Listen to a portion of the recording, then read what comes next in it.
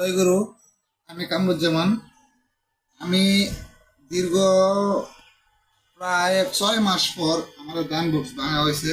এই দান বক্সের এই যে টাকাগুলো, আমাদের একটা দরবার আছে, যে দরবারটার নাম সারাদিন দরবার শরীফ, যেটা লক্ষ্মীপাড়া গ্রামে অবস্থিত, লক্ষ্মীপাড়া চিনাগান্ধী বিষমপুর সুনামগঞ্জ।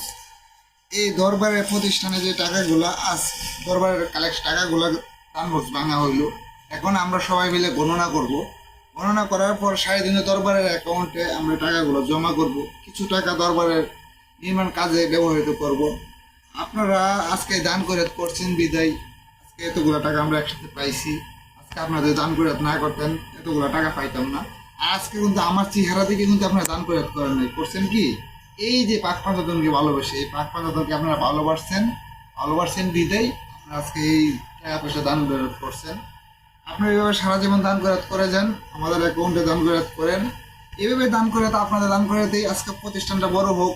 স্বাধীনতা দরবার যে ছিল থাকবে, সারা জীবন থাকবে। আমি যতদিন দুনিয়াতে আছি থাকবে। আমি যাওয়ার পরে যদি আপনাদের ইচ্ছা যদি হয় দরবারটাকে টিকিয়ে রাখবেন, আপনাদের ইচ্ছা যদি না হয় দরবারটাকে ডুবিয়ে দেবেন।